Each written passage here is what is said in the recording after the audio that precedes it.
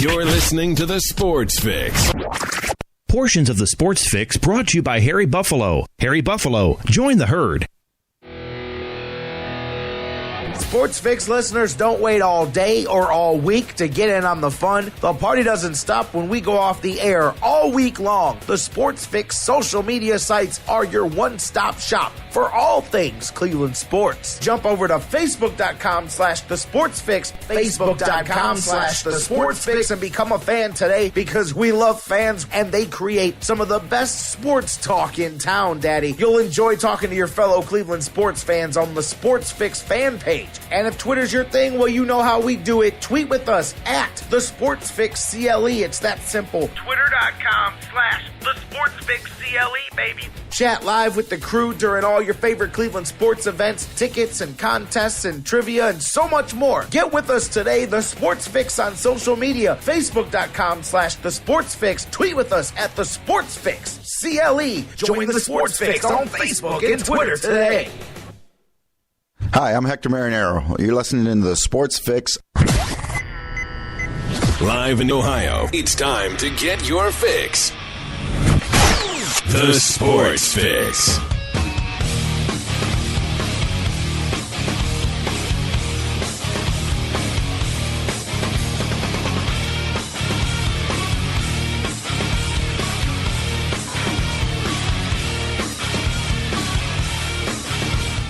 Indeed, we are live. We are on the air. You know, I got the checklist of things that we do, and you get everything done, and things were good, man. Got a ton of stuff done, ton of business accomplished here before we go on the air.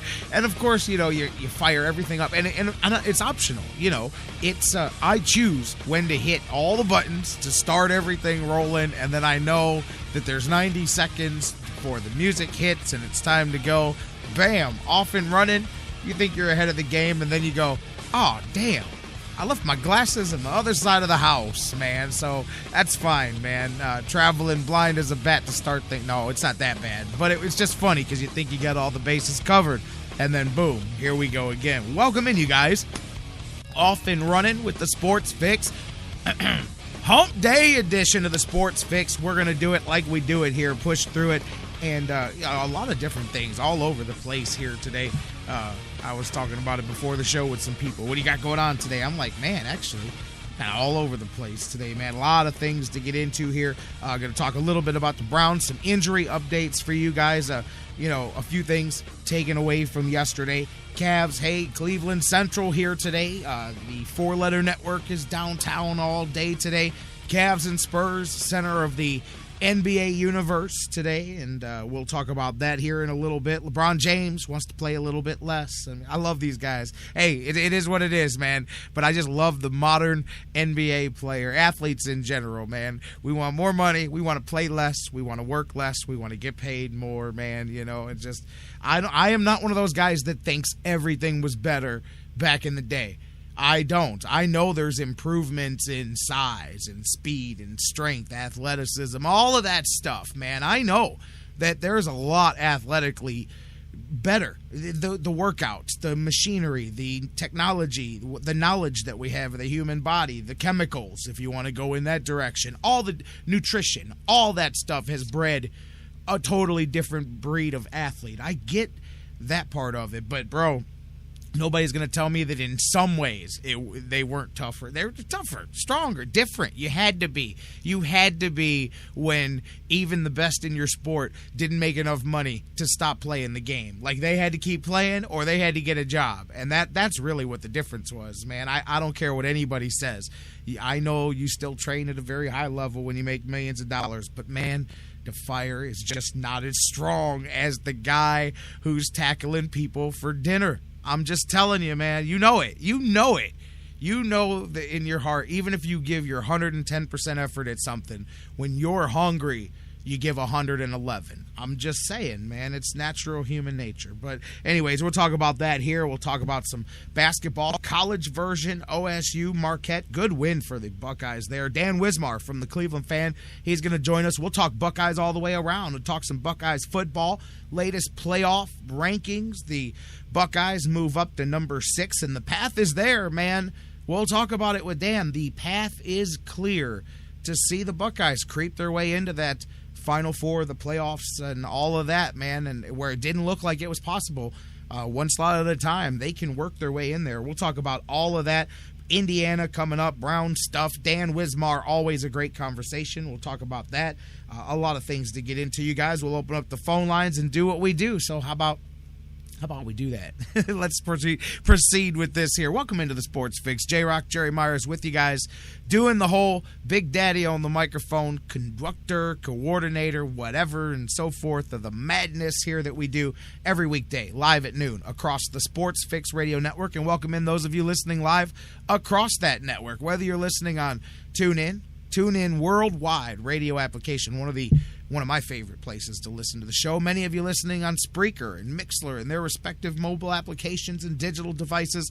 Many of you listening as well live, right on our home base, thesportsfix.net. And if you're not listening to it there, if you don't need to, that's great, but make sure you bookmark it, because if anything, I tell people all the time, that's your fail-safe to not only find anything you need, but also to hear the show if worse comes to worse, because there are the occasion. I think there was 2 days last year where there were problems with one site or the other, and so there you go, thesportsfix.net. Welcome in everybody as well, listening around the world 24/7 on digital delay, on iHeartRadio, on iTunes, on Stitcher Radio, on SoundCloud, on all the places that you listen to the show. Stream it, subscribe to it, feed it, all the different technical terms. Thank you guys very much.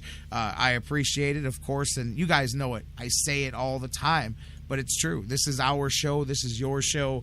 So do that. Open up the phone lines. That's what I'm going to do. You take advantage of it and give us a call. 216-539-7535. That was kind of Yoda-esque there. Open up the phone lines. Will I do? 216-539-7535. Use them, baby. 216-539-7535. Hit us up as well on social media. Facebook.com/thesportsfix. Tweet with us at the Sportsfix CLE. I see my man Charles Morgan here sharing the links on the Twitter account here. You guys do hit your social media. You don't even have to go out of your way. Whatever you're listening to right now, give me 30 seconds of your time while you're listening. Hey, I'm just listing all the websites anyway, so doing all the preliminary work, if you will. So do me a favor. Go click share if you're listening on TuneIn or Spreaker or whatnot, and tag us in it as well so that I can retweet it and repost it for you guys as well. Share the show. Tell somebody else to tune in. I say it all the time. It's one thing for me to say it because, of course, I'm going to tell you to listen to the show. It's my show. But when you tell somebody to listen, it means 8 million times more. So do us a favor, please, and share what you're listening to right now. Tell somebody else to tune in and help people discover it, and then we'll be much less of I hear it all the time. You guys are the best kept secret. You guys are a great secret discovery. Let's let people discover the secret. I'm cool with not being a secret guilty pleasure. No, do us a favor, hook it up, and share that. Thanks to you guys that do that every day, by the way. Phone lines are open, 216-539-7535, Facebook.com/thesportsfix. Once again, tweet with us at the SportsFix CLE. And I wanted to pick up where we were talking yesterday. A few things that we left hanging coming off the air. We were talking, of course, about the Browns yesterday. Ben Tate doing what they did. And before we get into that, injuries. We were kind of up in the air. And I mentioned yesterday that Coach Pettin was hours before Monday Night Football, he was talking to the media, and he said it could be bad. We think that Jabal Sheard may be a serious injury. We may have lost him for the rest of the season. And then later on at night, he's out walking out and about saying, hey, man, I'm hoping to play this weekend. So I'm like, there has to be a disconnect there. And luckily, it appears for Browns fans, for those of you that do consider yourself fans of the brown and orange, there may be a huge bullet bit and missed right there by the Browns, because it appears from all outside sources here that Sheard's injury is much less severe than thought, and it's possible that he may not miss a week at all. If at most he may miss a game here before he could be able to get back out there on the field. So very, very good news for there. I believe a worst case scenario would perhaps have him out one game here. So very good, because the defense already thin enough. Jabal Sheard is a motor back there, and that's a really good thing to hear. When you counter that with Carlos Dansby, it's kind of up in the air. It looks like it could be a month. Worst case, if he's not able to come back, then he would need surgery, and that would take him out there. But it appears that as of now, they're going with the non-surgical route. Could be a month. So if that's the case, you could get Carlos Dansby back for those final 2 weeks of the season, perhaps, as you make your final stretch there and hope to hopefully be in a stretch run for a playoff opportunity. So what could have been two very bad injury situations on an already depleted defense, at least, and then this is very rare that you get the good side of the coin, at least here in Cleveland for the last 15 years or so, and it appears that they did. And I really say Jabal Sheard especially, because you could see as those linebackers, already the run defense thin enough, and the defense in general up there thin enough. And I get next man up. We talk about this every single day, but there's still a difference, man. And so that's a good thing. And it would be even better if he could get out there being Jabal Sheard and play this week. And we were talking a bit yesterday, and I go back to it again here today, and I've seen a couple of other people. I saw Terry Pluto. I saw a few other people saying similar things about what we were talking about yesterday with Coach Pettin, with Ray Farmer, with the Browns, with the move. Think back. This was a point that I saw, and I got to expound on this. Think back to last season, the disconnect between the front office and Chud. And remember, they wanted examples made. I know Greg Little was one. They wanted somebody cut. They wanted to show the team that this is our organization, et cetera, and so forth. And that was one of the things. Chud said no. He drew his line in the sand, said this is my team. And that started, we know where that all went and how it ended up. And it ended up with Ray Farmer ended up being the general manager and getting that position from Joe Banner. It ended up with Mike Pettin coming in here. But I've brought this up since camp, and a lot of you guys too. I mean, Mike Pettin does not fill his roster out by the brand name, by the dollar sign, by the draft pick. He doesn't care about the pedigree, which is, to me, is a breath of fresh air in all of sports, because for so long you hear about the guy crammed into a spot because we drafted him here, because we paid him the big money there, and for so long that's a terrible. That's not conducive to winning. That's not the type of environment that you want to have. But that's one thing that we've been inundated with, is stuff like that. And I thought, man, and now it doesn't hurt, again, to have the luxury of Tate and West to know you can do this. Otherwise, you can't do that. That's kind of the benefit of that, But like I said yesterday, the backup quarterback, the third string running back, the linebacker who only plays on special teams, those guys cannot be distractions. Nobody can, but talent will allow you to be a bit more of a distraction than others. That's unfortunately the nature of the beast in sports, but you can't do it. And the Browns knew what they did, and they really served a couple of masters when they cut Ben Tate loose. They not only addressed the problem of how are we going to just parcel these carries out. Well, that's easy. Now we've got one less person to worry about. But they took care of a problem that was definitely coming. I mean, he did it himself. He did everything but cut himself in the last few days of his time here.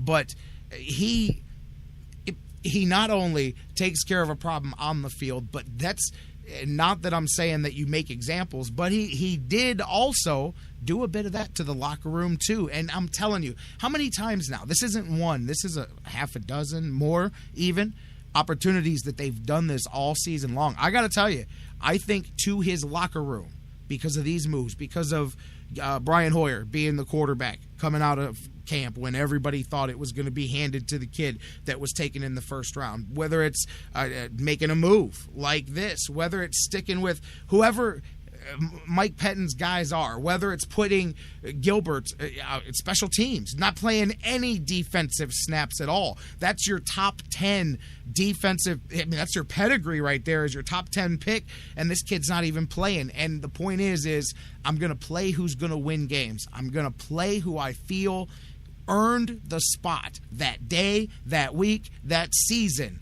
I don't care if you were undrafted. I don't care if you were drafted number one. I don't care if we pay you $10 million or if you make the league minimum. I like that, because now everybody is everybody is accountable. Accountability has never been here with the Cleveland Browns. Whether you showed up and stunk or whether you showed up and set the NFL record, it doesn't matter. You got your paycheck.